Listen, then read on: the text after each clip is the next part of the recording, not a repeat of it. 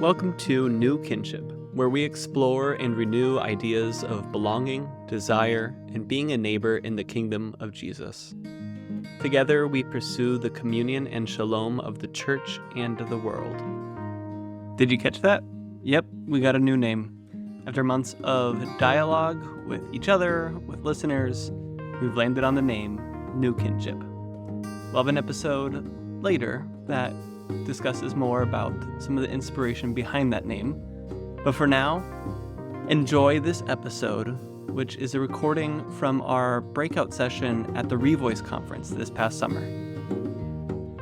Hello. Welcome to your 1:30 workshop.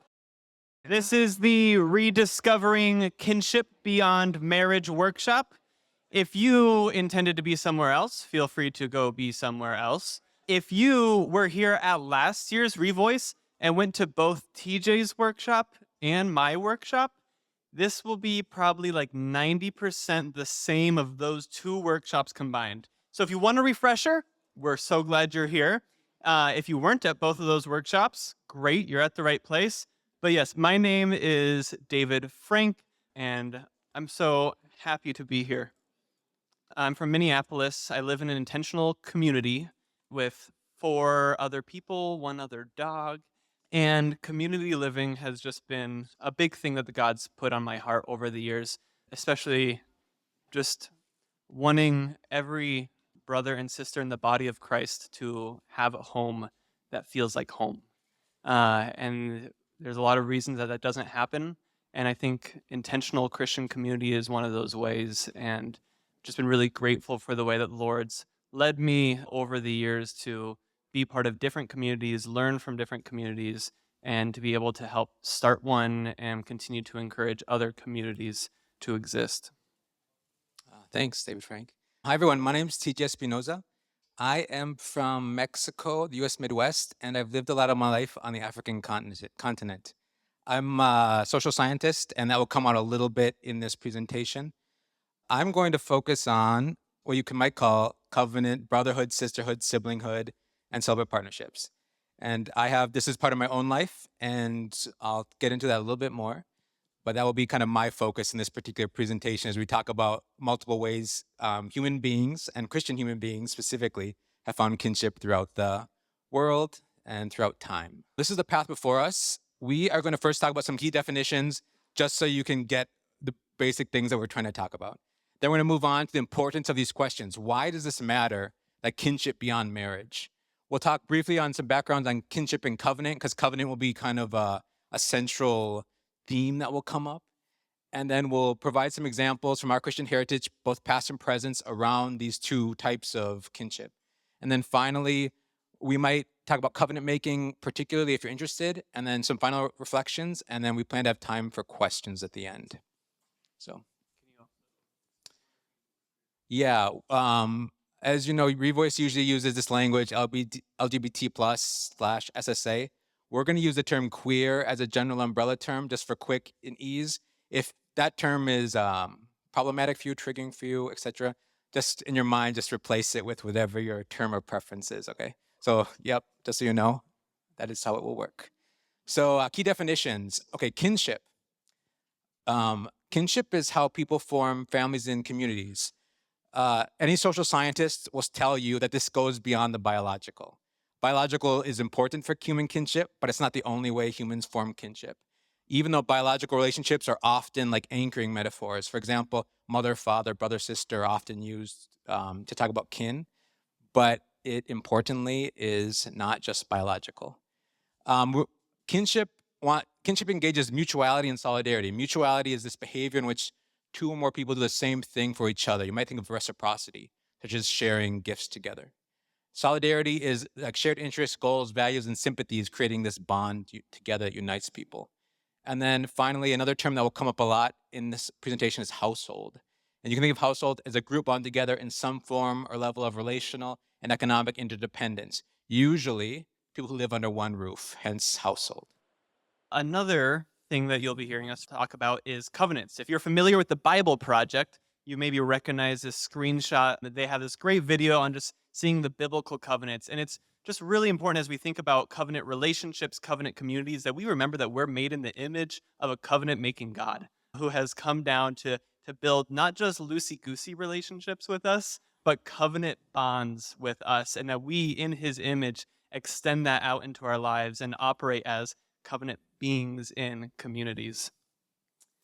So, one definition of a covenant to kind of like put a little meat on that is just a structured relationship between two or more parties that involve a relationship of blessings and obligations, and on this human scale for key human ends that are in goods that are important to us.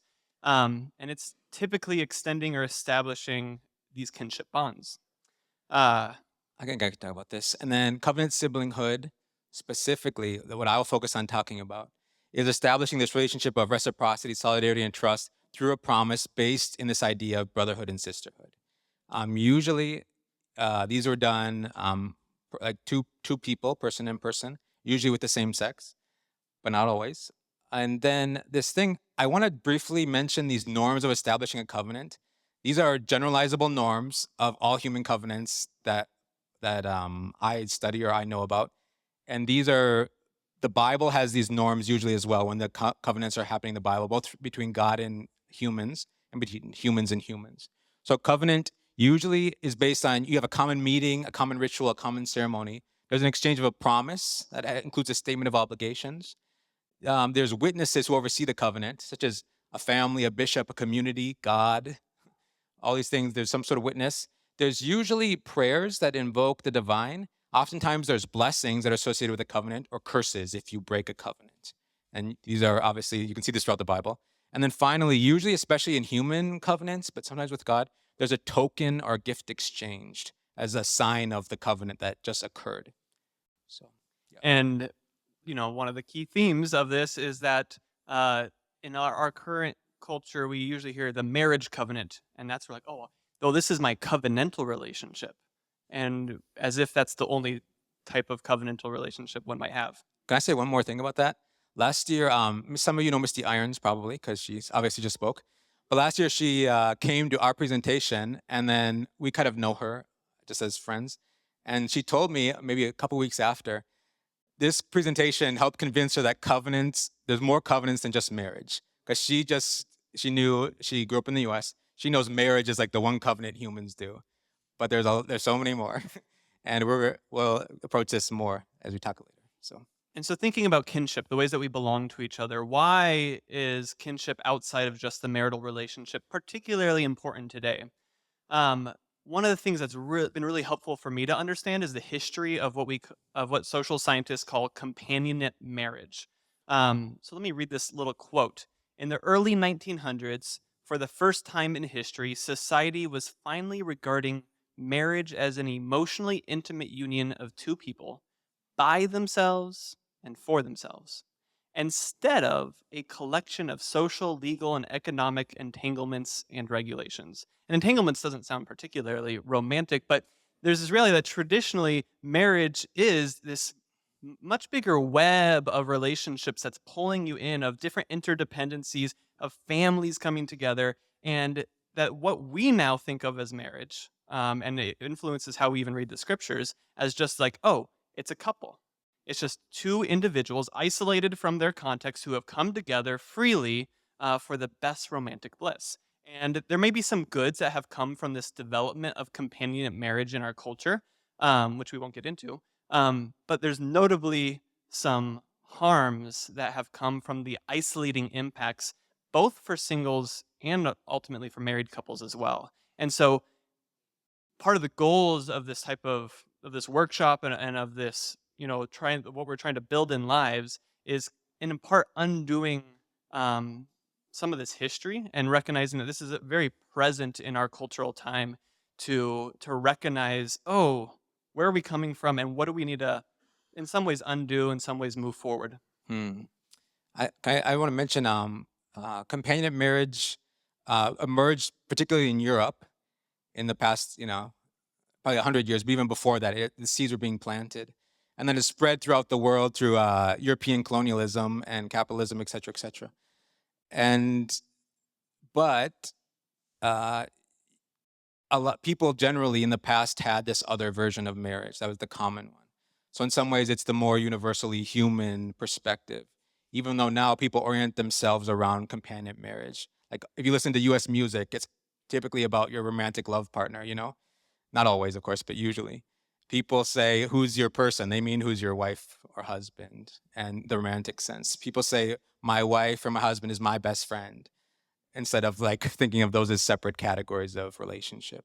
And if you want a little bit of that history more in depth of what led up to that, we have a great episode on our podcast with our friend Catherine Moak about the history of romance in Western culture. So why is this question specifically important for the Side B community? Companionate marriage, the marriage form that reigns in the world now, it often excludes celibate people, it excludes single people, and it excludes queer people. Predominantly because marriage becomes like the ultimate human relationship. It becomes a relationship in which all goods of a human relationship are basically found. Like if you want to be economically independent, marry. If you want emotional intimacy, marry. If you want to have like best friendship, marry. That's kind of, it dominates. And this obviously excludes anyone who doesn't get married, or marriage can be a struggle for them, or doesn't seem like the vocation that's possible at this moment. I also think companionate marriage being the main frame of thinking about marriage, it puts extra pressure on marriage because that marriage partner has to be like everything for the spouse. Like again, the economic partner, the best friend, the emotional support, the et cetera, et cetera. And that puts so much pressure, and it makes it harder to have a marriage. I'm not married, but I assume it makes it harder to have a marriage. And that even thanks, that even makes it difficult for things like maybe mixed orientation marriages, which obviously parts of our Side B community are involved in mixed orientation marriages. I also think this is important for Side B because some of the best conversations, in my opinion, that we have is we're expanding the conversation on what love is. It's expanding conversation on the wider range of human love, where for 100 years it's been, this is the human love. We're breaking that apart, going back, trying to go forward, bring the whole wisdom of God and the whole wisdom of the humans into the conversation overall. So these are kind of 3 reasons, maybe there's more, but 3 key reasons why we think it's important for the Side B to think about. There's this wonderful article from 2020 in The Atlantic titled, If the Nuclear Family Has Failed, What Comes Next? This is also part of especially American history, but that comes out of this companionate marriage idea. If the companionate marriage is this core of everything, well, then this nuclear family also revolves around that and is, again, isolated from the other forms of kinship that would normally support family and child rearing. So we want to offer some things that might come next after just this way of living life. So for me personally, here are some pictures of community members, neighbors, and friends of the house. As I said, we started 5 years ago. Elena over here, and I were friends at church, and eventually, well, I was just kind of sharing my dreams and visions, and she said, "That's interesting," and I said, "How interesting?" And then 3 weeks later, I called and said, "Hey, there's this house that meets all the criteria I've been dreaming about. Are you in?" And she said, "Kind of." 5 years later, here we are.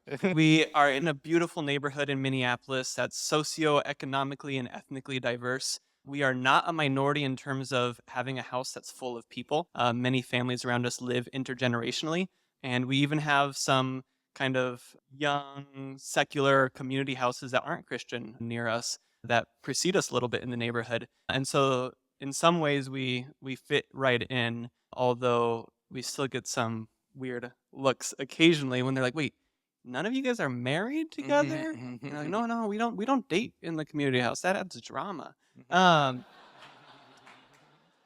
and I'll name a few things that have just been precious. You'll see, a lot of our photos are around the dinner table, and we both have we have at least weekly, where we all come together and eat together, just be with one another.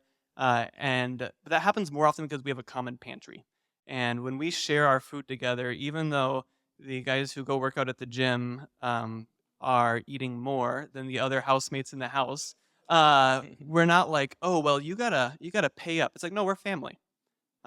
We all belong here, and we we carry each other's weight in a different way. We carry these burdens together, and it's in these just very, like, maybe there's ways of saying life becomes sacramental. Life becomes means of God's grace, pouring His love into our lives, and those when people who aren't biological kin but are kin in Christ begin to just partake of the daily meals together, of saying those are our raisins that just ran out and we need to go get more. Um, it's saying we're in it together, and there's love there even when there's no words expressed. Again, I've lived since my youth on the African continent, and I'm going to particularly talk about right now a covenant brotherhood that I made with my brothers, but previously, I guess, my best friends in this particular context. So I was living there since I was young, and when I graduated college and I started working, I was working in a university, and then I met some of these friends. We just met casually in the university. And over time, we were the same age. Over time, I basically moved into their apartment, to make the story short. And then we started living together. We lived together for around 5 years as brothers. And then at some point, maybe 5 years, 6 years in, I said, well, we should make a covenant of brotherhood. Now, this is their cultural tradition remembers this, right? The European cultural traditions mostly do not remember this, or they remember it very vaguely, even though I'll talk a little bit about this later. They had it just like 200, 300 years ago. But these people still remember it. And in fact, our father, my covenant father, their biological father, he had made a similar covenant with his close friend. So this was sort of a continuation of this a covenant of sorts. It was seen as a spiritual continuation. So we set a date. We prepared the party. We had around 500 guests, and they all came to my family, my brother's house. And you can see me with them and my covenant father. And then we went before the bishop. We're Anglicans. Went before the bishop. The priests were in attendance. The deacons were there, and then the bishop blessed our covenant brotherhood. And then we used the word. People ask me what we said sometimes. We use the word David and Jonathan in the book for Samuel. They say, "May God be between our households forever," and that's the same thing that we said. And then you can see me here. I'm giving a token, which is a native crop, which is symbolic of friendship. It's like the particularly symbolic crop. And in their cultural context, men never kneel to men, like period, exclamation mark. It's seen as odd. But my kneeling was seen as extremely deferential and extremely respect and extremely extreme love. And so I was extending this thing to one of my brothers. You can see him accept it. I had one for each of him, one of these tokens for each of my brothers. There were four of them. And so we made the covenant. And this was 2017. So we've been brothers since then. How many years is that? 7-ish? And yeah, we have continued. We have our issues, but we still love each other. And yeah, I we lived together for a lot of life, and still I'm a student in the U.S. right now. But still, when I go back, I have other relatives there, so I have a different house there. But I can still go back and I see them whenever I'm there, and our relationship has continued. I can say more, but I'll stop from there. Really quick, what might be of interest. So we are about 5 folks, and it is a Side B community house in that is an established ethic that we ask any members to come in, that this is the form of practice that we have, but you don't have to have that conviction. And so we've had actually particularly straight housemates who hold more of Side A convictions and saying, we want you to be part of the community, if you're not going to be trying to tear down our Side B ethic. And that's just been the flavor of our community, of it also being co-ed. So I just wanted to share those details. You can ask more, but I mentioned something quickly too. yeah. I'm Side B. I'm queer, if that wasn't clear already. But I will say my brothers, they don't use this term because it's not a relevant term for them, but they would all be called straight. So I'll mention this later, but these sort of relationships are done between queer people, straight people, queer people, and straight people, right? These are just generally human relationships with all different sexual orientations involved. So yeah. So I want to give a little bit more background on just how we think about community. So community is a very big word, right? You can have an online community, and it's just bound together over some shared interest, purpose, or place, a neighborhood community, just because you're near each other, um, and that all time in history.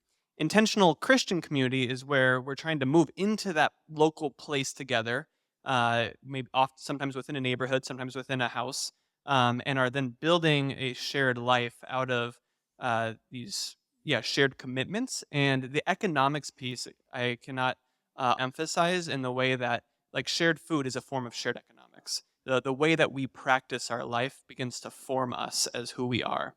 And a lot of intentional Christian communities can be kind of come out of this new monasticism movement, which is, while monasticism is still alive and well today in the Orthodox and Catholic churches, and I could be talking about that in terms of ancient practices of community, new monasticism is coming out of this saying, whoa, look at how they had rules of life together. Look at how they worshiped God, served neighbor together. How can we take this ancient contemplative life of prayer and community and really bring that into especially Protestant communities, modern contexts?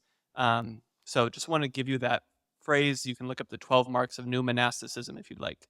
But what's also been really meaningful for me is understanding the difference between community and household, and that I might have a neighborhood community, but the economics of my household life and who I wake up, see, shared dish complaints with, are huge impacts of my life about who I am shaped to be over time. And that's where I kind of build, like, if I want to love God through living a more sustainable life, there's ways that my city influences that, but who I live with and our shopping practices and waste handling practices and whether we get chickens or not, it's those household economics that really impact even how I'm able to live out the type of life that I feel God calling me to. And it's also ultimately the place of the people who help make you feel like you're home. So I want to give a very brief just flyby of a few other communities. There's this wonderful thing called the Nurturing Communities Network. If you are traveling around the US and want to visit a Christian community, you can look on here, call them up, and say, "Hey, I heard you're Christian and you might be hospitable. Do you like, I want to come in town and visit you guys because I think you're pretty cool. Like, will that work?" And they'll say yes or no. If they say yes, you'll have a great time. This is an expanding map. If you are part of an existing community, I would encourage you, get connected, get on the map. And I had the a privilege of meeting a lot of folks from these different communities 2 years ago at the Nurturing Communities Y'all Come gathering, which is happening again this October. Look on their website to get more details. It's very affordable. And so the first one, this really lovely Eden community. So you can see about the size. It's a few families, I think a few singles, and they're out in Abilene, Texas, and they are in the process of starting an eco village where the life of their community is heavily tied to the life of the land, and they're also connected with local Christian universities and are building apprenticeship programs where students are coming out of there as part of their degrees, living there, learning what sustainability means holistically, a sustainable culture, sustainable agricultural practices, sustainable community life as followers of Jesus. And so that's kind of one of the more like out of the city examples. Another one that you should have on your radar is the Bruderhof community. They are a community that, out of the Anabaptist tradition, over 100 years old, this community has been going. So if you're like, does it work? They can say, yeah, it does. Not without its struggles and needs for transformation over time, but there's anywhere from these massive dining halls where they like basically have an entire village where they have their own homes, but then they come together for the dining hall and they're farming and have different businesses together. And then there's a few houses on a neighborhood block in a city. And so there's tons of different expressions of Bruderhof throughout the world. And what's really interesting about them is their radical commitment to when Jesus says, in Acts 2, when it says that the church, basically gave up on private property. They're just like, hey, if what I have is, in your need, they are practicing that through how one of their members described to me as basically all 1,700 members around the world have one bank account.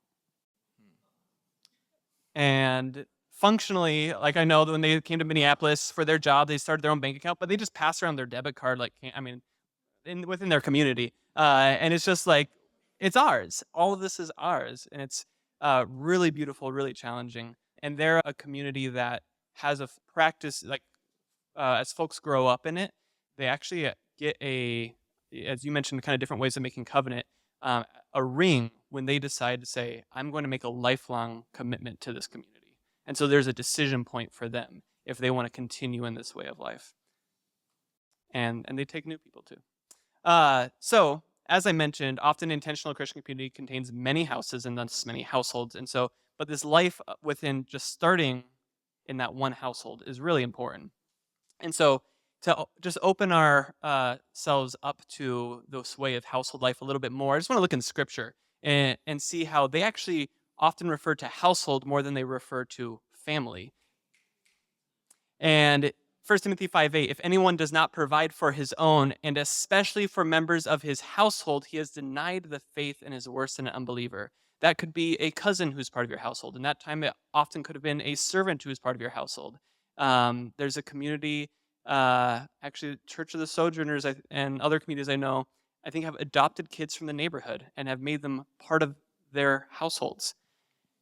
Acts 16:31 is showing how even God's salvific work, he isn't just extending that promise and invitation through you and your family, but to you and your household. Those who are in your little kinship community are brought into God's work.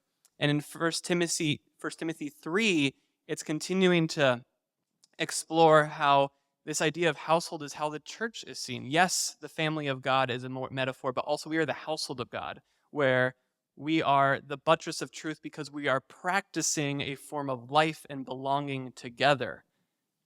In Proverbs 31, we see again that there is this ways of the household. The Proverbs 31 woman is part of an industrious, hardworking household. Households are not places of merely leisure where we retreat from our work, but it's actually where there's a form of domestic life. And in the same way that there's a household of God, how do each of our households represent that kingdom life? How are we forming the way that we eat and drink and garden in ways that are following the way of Jesus and become manifestations of those ways and glorify him? And so I just want to kind of hit on, like, when you think, okay, how do I go from being a roommate to being part of a household?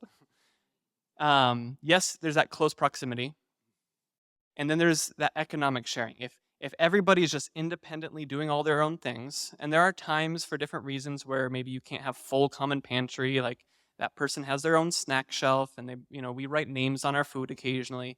But in general, there's this reality of economic sharing, that we're invested in life together. And then there does have to just be that recognition and care. You can't. Well, it just needs to be there. And I'll just read it. This is a quote from Andy Crouch.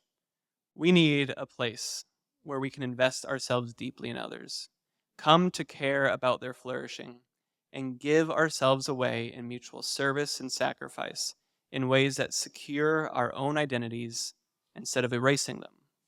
The name for this kind of place is the household. When you can come home after a trip and that your absence has been recognized and has been missed, and people celebrate that you are now back home, that's how you start to know you're part of a household, and not estranged roommates. So the last example I want to bring up is this particular household called Barnabas House. And I bring it up particularly for those, maybe if we have any church leaders, to be thinking, oh, we could do this. The City Reformed Church in Milwaukee started a community house that is for their church, whereas our community house in Minneapolis, some of us share churches, some of us are from other churches. And there's pros and cons to these different options. We can have a diverse ecosystem. This is just a beautiful example so that a church can say, there's a home for you. We are building home. We are building households right here. And it's very tangible. And they're fulfilling the promise of Jesus that if you were to leave land or family for the sake of the gospel, you will receive 1,000-fold in return because you become part of God's church. And they're manifesting that. So, a few insights and practices. Shared values. Name those, write those down, make them clear when you're inviting people in. If hospitality is a value of yours and you're going to be bringing people over, name that so when they move in, they're not getting upset that there's other people in their space all the time. If you want to be a house of prayer, name that, and so that you can invite people in. Sometimes we can just be so desperate to not be alone or to fill that rent space that we can not do this, kind of skip over this step, and that will hurt you in the long run. Conflict and celebration. Conflict is indeed the way that God sharpens us in loving relationships, and they are opportunities for each person to grow, for a community to grow. And so they're looking at peacemaking resources, conflict resolution resources, learning how to do conflict well, different conflict styles, the pros and cons of that. So critical to healthy communities long term. But then you need celebration. You need just the joy, whether it's a celebration of, we missed you, you're back home. Whether it's the liturgical celebrations of, he is risen, hallelujah. And making that part of your community life is going to just be fostering the love and joy of the Lord in your midst that just, it gives you the strength to go through the hard seasons. And then just this balance of inward-outward focus, especially in the first, like, oh, I really just want to be part of a household. We can be, it can be easy to turn inward and say, we want this to be a place of safety, comfort, good things. But if that goes on without a balance of outward focus, then you just kind of, it starts like growing fungus or something. You need to like open up the windows, let the air blow in, and receive the blessings that connecting with neighbors and people outside the community brings in.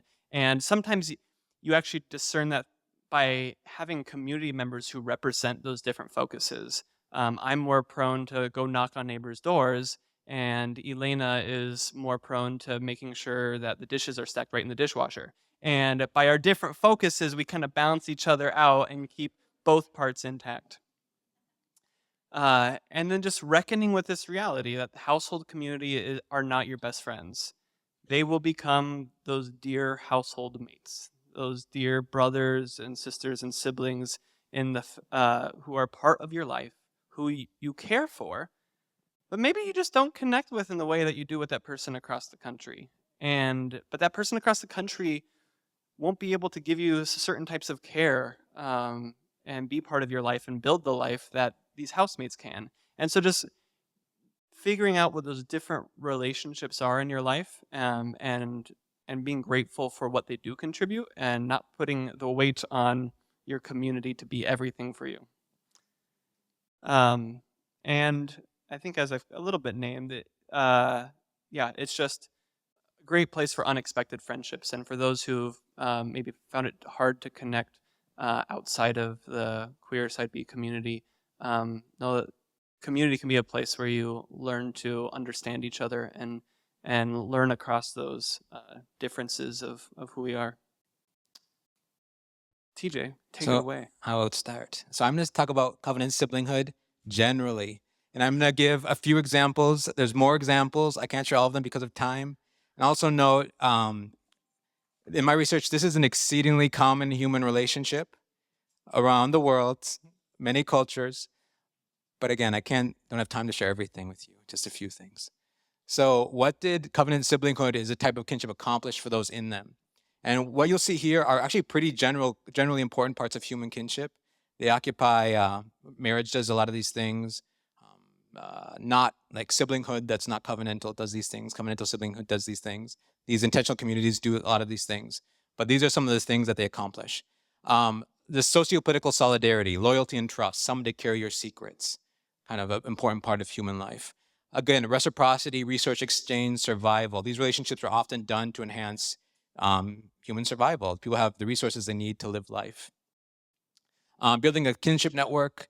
If you think about it, a lot of people make kinship networks or make these relationships to get connections to prestigious people. Like if you think about human relationships, they want to connect to prestigious people in order to like enhance their prestige or to just have more people around them.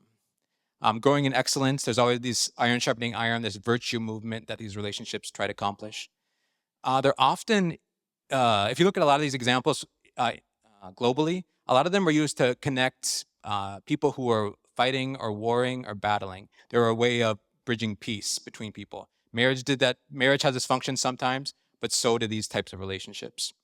Emotional intimacy is obviously also part of them at times. And then common mission. Sometimes a few of these people I'm going to talk about, at least two of them, were monastics. They were nuns, you could also say. And they had this as part of their mission together to serve God.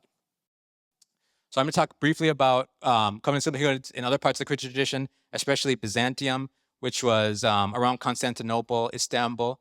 And this is one of the key examples we have. The most literature we have in the Christian tradition is probably from this period around this. There's more literature in the Eastern Church than the Western Church as of now.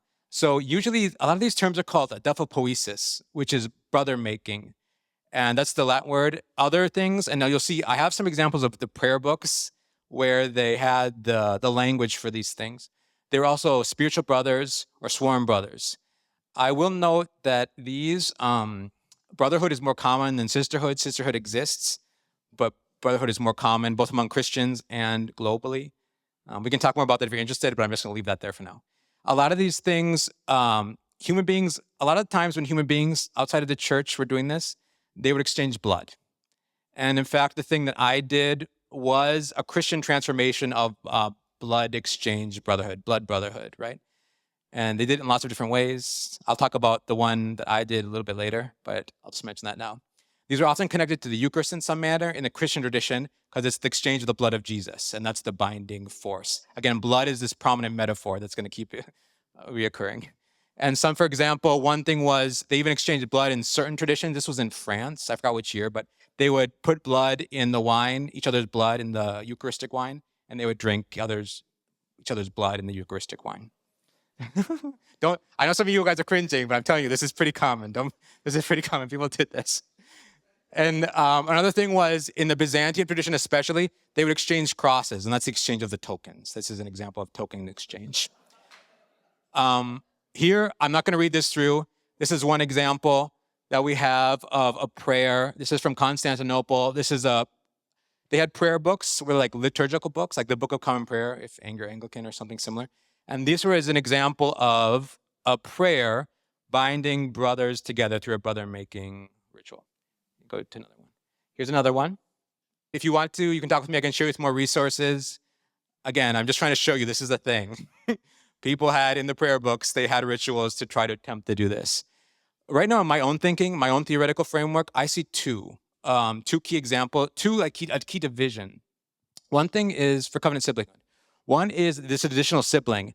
And the big difference is, this is what I have with my brothers. One or both of you could marry, right? These relationships were typically seen as prohibiting marriage in this version. So we're not perceived as inhibiting marriage. For example, me, I don't know if I will marry, but my brothers will also probably all marry. And our relationship does not prohibit that by any means because of the type we have. You might say in this type, additional sibling, this person is like a life partner, but they're not your main life partner probably. If that is some way of helping it make it clear.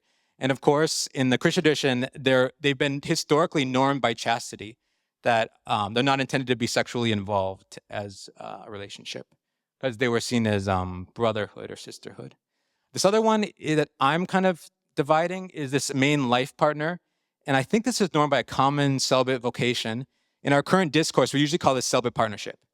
So that's like the other major divide. And I think the division between the two is one has a common celibate vocation, one doesn't. And one is, this is my main partner, this is my main life partner, and the other one is, this is not. And committed friendship and spiritual friendship like float around these things. and they mean different things to different people. But what I'm talking about is formally covenanted things, which I think is a major distinguisher, the formal covenant versus non-covenanted. Just want to throw this example. Here's an example from 1977 from two young men making brotherhood in Serbia among the Orthodox. I don't have any other information about this. I've looked, but here's just one relatively recent example. You can go to the next one. I'm going to talk about more key examples really quickly. We're just going to dash through them. Some will be biblical, some will be not. There's more examples again. Don't have all the time to share them. But we have to first, of course, talk about David and Jonathan, which if you paid attention to this conversation, like who else could we talk about to start, you know? But David and Jonathan, you know the story, 1st and 2nd Samuel. Jonathan, son of the king, David, God's anointed after Saul's failures, basically. And you would think, you could imagine that they would be enemies to one another, right? Because of the kingship and who was going to inherit the kingship. But in fact, no, they loved each other greatly. And we can see that they actually made a covenant of brotherhood, basically, in the text. So this is 1 Samuel 18. So after David had finished speaking with Saul, the souls of Jonathan and David were knit together, and Jonathan loved him as himself. And then a little bit later, then Jonathan made a covenant with David because he loved him as himself. And Jonathan removed the robe he was wearing and gave it to David, along with his tunic, his sword, his bow, and his belt. So can you go back one second? Here you can see this covenant happening between the two. I just want to note this language of their souls became knit together keeps reverberating through different parts of the Christian tradition in relation to these types of relationships in the future. And you can see an example here of they're exchanging these tokens, or Jonathan is giving these tokens to David as a seal of the covenant. Next slide. This is another one, similar, 1 Samuel 20. So Jonathan made a covenant with the house of David, saying, "May the Lord hold David's enemies accountable." And Jonathan had David reaffirm his vow and love for him, for Jonathan loved David as he loved himself. So yes, just another example of this covenant. And then this is when Jonathan was killed and Saul were killed. This is the language that David had for Jonathan, his brother. He said, "Jonathan is slain on your high places." So points of interest for this particular example, it's a biblical example. There's this important typology, souls knit together, one soul, one spirit. This typology, loving one another as yourselves, which continues to be important in other discourses in the future. They exchange these tokens. This was important for their inheritance and political dynasty. Sometimes people tell me of these relationships are just like emotional, like love, but these actually have economic impacts. They have political impacts. People are like changing their lives because of these type of relationships, including this one. And he, I always say his name wrong, but the son of Jonathan, Meshibabeth. Yeah, anyways, thank you.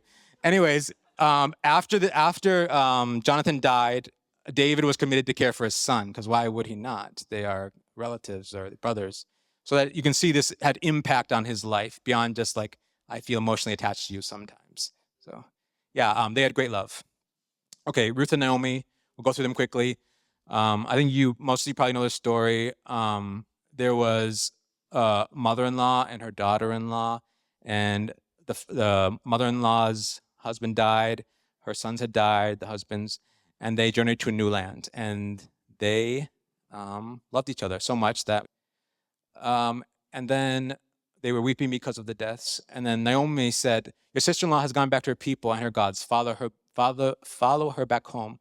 But Ruth replied, "Do not urge me to leave you, to turn from following you. Wherever you go, I will go. Wherever you live, I will live. Your people will be my people, and your God will be my God. Where you die, I will die, and there I'll be buried. May the Lord punish me ever so severely if anything but death separates you and me." Now, this is covenantal language, if you read this before but haven't realized this. And I'm not saying they're making covenant sisterhood precisely, but there is some sort of covenantal relationship that's emerging between the two of some sort. And you can see, interestingly, I haven't seen this too much in the Bible, but there's this curse language. "May the God punish me if I don't do this thing." So she's calling on the Lord as her witness to curse her if she fails in this particular type of covenant. So some points of interest, biblical example. There's an age difference between the two. It binds these kings together from a distance, and there's a curse involved. And they also had great love, if you know the story. I need to talk about these people. You probably do not know them. They're Ethiopian Walatta Orthodox, which is the Ethiopian church that emerged, arguably, I guess, from the Ethiopian eunuch in Acts. And they're Orthodox, but there's these two saints, Saint Walatta Petros and Eheta Kristos. Walatta Petros is here. Eheta, we don't know. Eheta Kristos, but we think she's here or maybe here. But there's a long story. She has a whole book. She's said to have done many miracles, etc. Walatta Petros. But basically, at this point in Ethiopian history, these 1594-ish.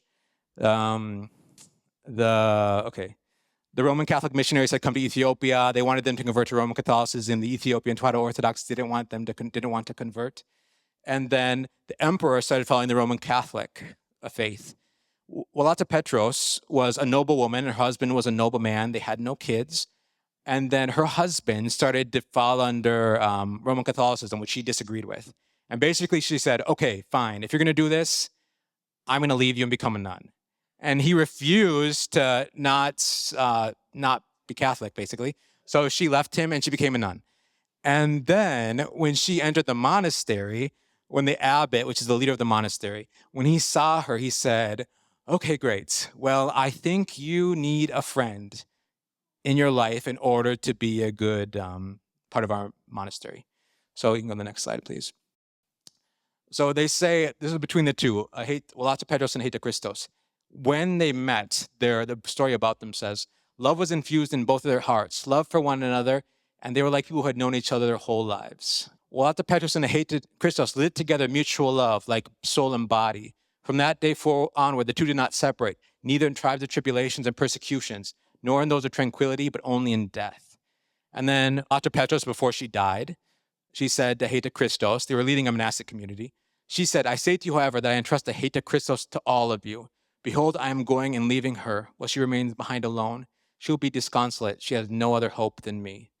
And obviously kind of maybe hyperbolic language, but you can still see these two women, these two African Christian women were united, leading monastic movements, which have churches that still continue until the present day. And they built maybe 7 monasteries and they're still there up to now. And this is, 500 years ago or so. So this is interesting because it's a partnership in a formally monastic context, which is interesting. The Western church usually didn't like this, like as a sort of broad brush, but Ethiopians were doing something like that. They led a monastic movement together. It's a common mission in this particular partnership. This misses a lot of the templates of the covenant siblinghood that we have, but I think it's still worth mentioning nonetheless. And as I said, monasteries still exist up into the day that those two started. So their partnership had legacy, even though they didn't have children. And they had great love. And last one, this is Dunstan Thompson and Philip Trower, and they were more recently, you can see their years, they were both involved in World War II. I think Thompson, if I remember right, was Anglican, Trower's Catholic. And basically they were what we can all call gay, right? And after the war, they got together, they're living together as gay partners. And can you go to the next slide? But then at some point they realized, they got more serious about the faith. They started reading the Bible, reading Christian poets of the past. And then they said, this is what happened. The two men had also made the bold move after changing to ask ecclesiastical permission to live together as a celibate couple, which was granted. Their spiritual advisor wisely felt that they would live their faith more successfully together than apart.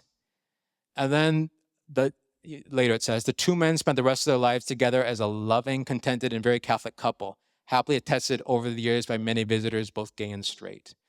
This is one poem. This is what he wrote. I think this was Trower for Thompson, but I could be wrong. He says, I owe my heart unfettered and my soul at rest. To you offer more than all my art can match. Again, deep, there's affection here, right?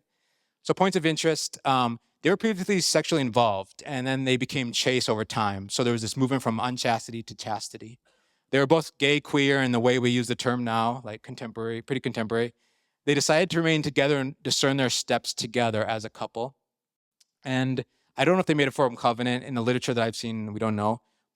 But the church still gave them permission, which I was actually shocked by reading this, because if you talk to churches about these relationships in contemporary times, usually the position is no or negative. Like, people aren't interested in these things. Usually pastors aren't interested, but they still had great love. So some key takeaways from the examples. There's many forms of Christian kinship other than marriage that have historically carried deep significance for people. I'm just going to mention this. There's a long, extensive history of covenant siblinghoods and committed friendship across the world. I didn't talk about this much because of time, but it's a thing. You can ask me if you want more resources. There's a long history, particularly of these relationships as Christians, and some of these exemplars from the past and present. There's more than I mentioned, and they're there. These people, again, I mentioned this earlier, these people who did this would both be what we call queer now and what we call straight now. And some of them are queer and straight, and some of them are straight, queer, queer. Like all these things were happening. And marriage in the past, we talked about companionate marriage. Marriage was not in the past and has not typically been understood as having this monopoly on all these things, right? There's a sort of romanticization of marriage that happened in companionate marriage, which impacts us still up to today. And then I just have to say, romance, don't love the term. It's not clear what it means, but in US English packs a lot of things in romance. So I kind of think it needs to be started. We need to cut it apart and start talking about new ways of conceiving love. And the conversation continues and there's more questions. Oh, should I talk about this? I wonder, just for sake of time. Oh yeah, go ahead. If I'll just leave this. Yeah, people can on look the at it. slide. I'll go back to that one so you can look at it while we have Q&A. I will just end with this advice for church leaders, pastors, priests, deacons, ministry leaders. I'll just encourage you specifically to be open to covenant community and covenant partnerships, and actually put your own time investment becoming familiar with the biblical texts of how you can be supportive around this, and especially those who might be in positions to help maybe even create liturgical ways and patterns that help, that give the support that is needed from the ecclesial community to people seeking this. Can I say something about that? I think particularly if you're a straight pastor or straight, ministry leader, whatever, particularly you have power to do this that queer people don't have. Because when queer people talk about wanting these things, in my experience, there's immediately suspicion by the Christians. Like, oh, you want that, but why? Like, what do you really want? But we need straight pastors to actually be supporting this endeavor.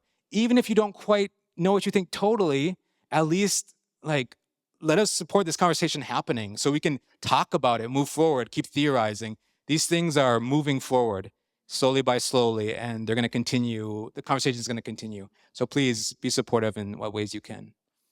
So we're just going to open the floor for questions, and you can read what's there as you want. And I think first question over here. Could you expand on the differences between one flesh and one soul knit you mentioned earlier? Yeah.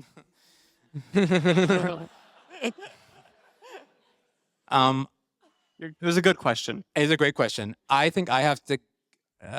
I'll tell you, but I immediately reveal my theological cards. Okay, I think one flesh is focused on the one flesh possibility of procreation. So I think marriage is predominantly normed around that. So I think that's what one flesh does. One flesh also, I think there's some connection to marriage as a thing of this age. In our marriage liturgies, usually we say till death do us part. But friendship, because it's a thing of the spirit, you could say, it's often been thought to continue into the next life. Like it has a longevity beyond just till death do us part. So I think there's something there. We can talk more about it if you have more questions, but I think that's for me, the most basic foundational thing that I can say right now. Yeah. And marriages, if you have friendships, those friendships will continue as well, just the marriage part. Or the marriage, yeah, something like that. These are deep theological questions, so we don't want to say too much, but yeah.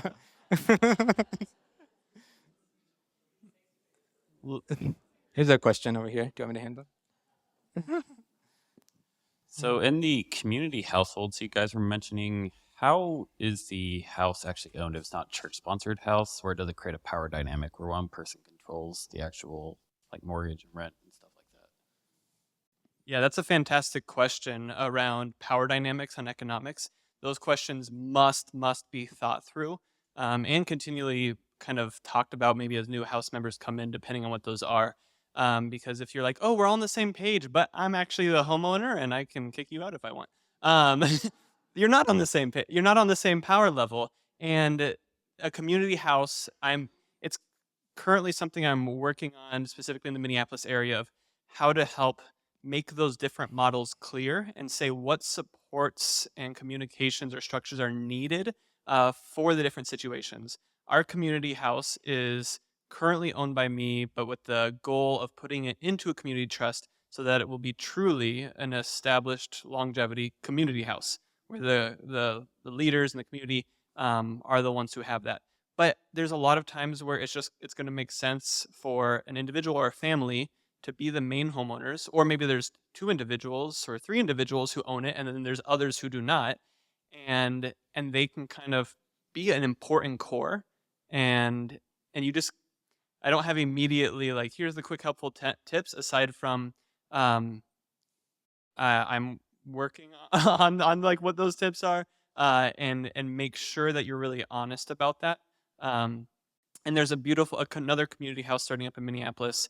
There's one person buying it, putting all the like liability in it, but I helped them work on their budget and say, okay, in order to save up maintenance money, set up a separate account for everyone's paying into, and he's going to be paying into it the same. And then he said, okay, here's the budget amount we need to pull in together as four housemates.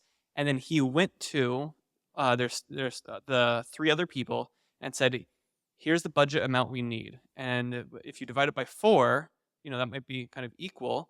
But somebody like, I can't actually afford that much. And someone said, oh, I'm happy to pay $100 more so you can pay $100 less.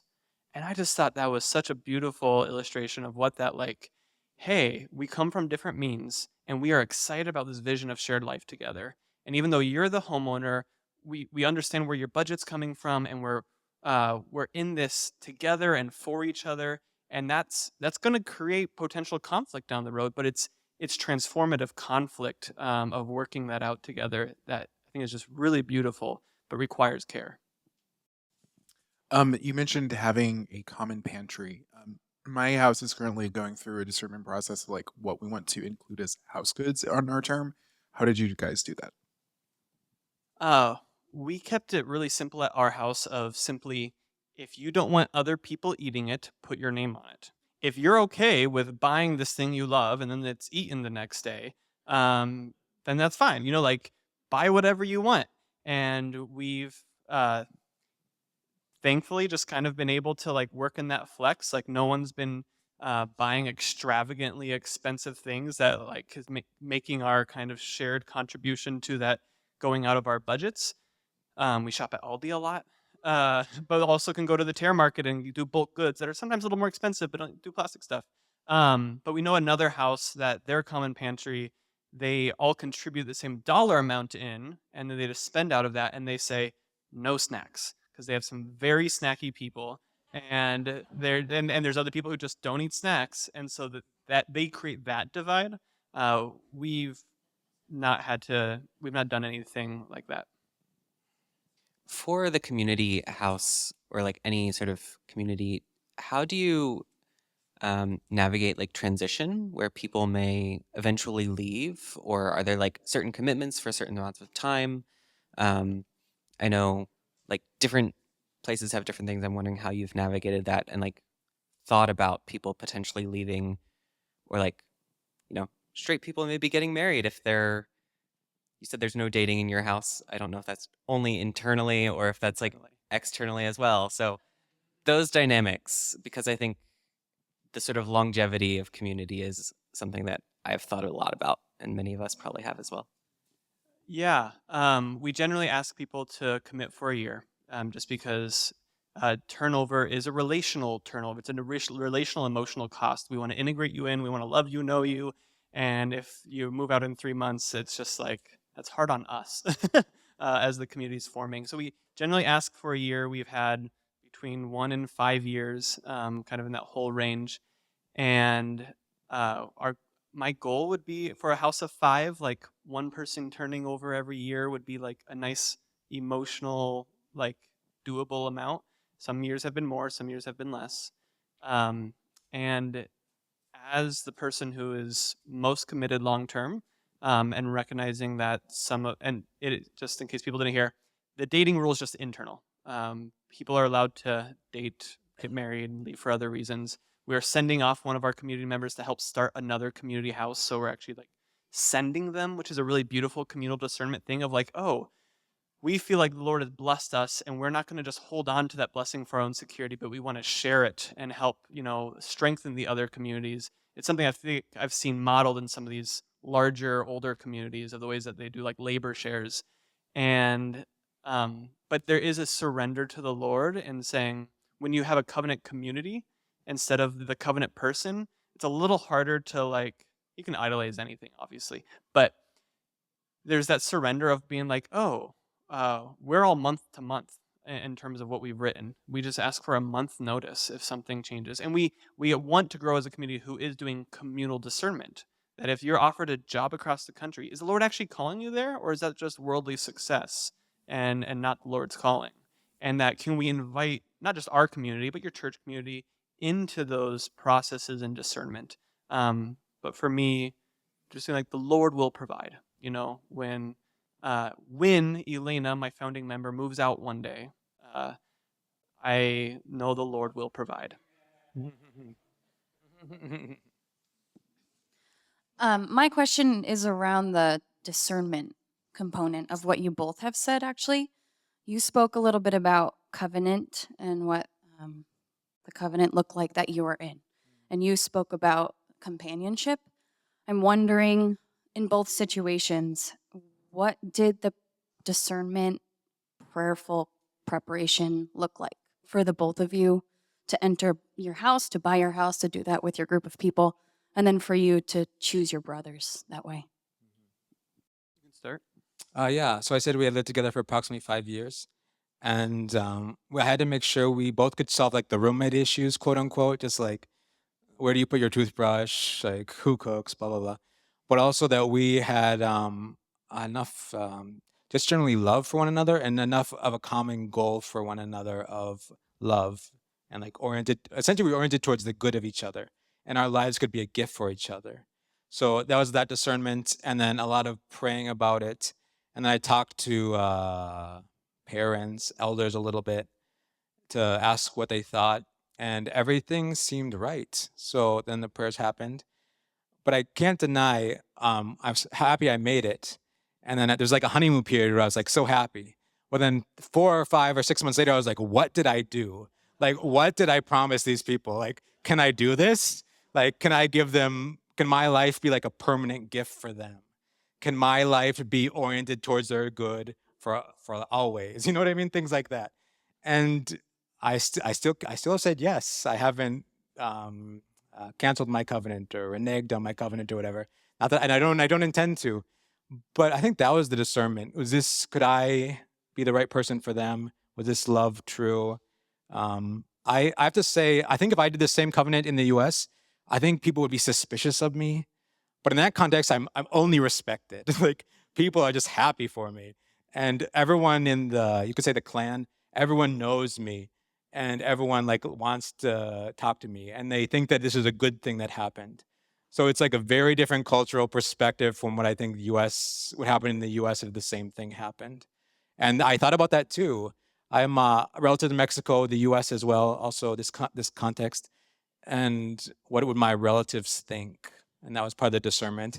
But in the end, I decided. I mean, I was in my 20s, kind of. I was in my 20s, so I also decided, well, I have some power I have agency to make this decision with their perspective, but not to let their perspective dominate my perspective as well.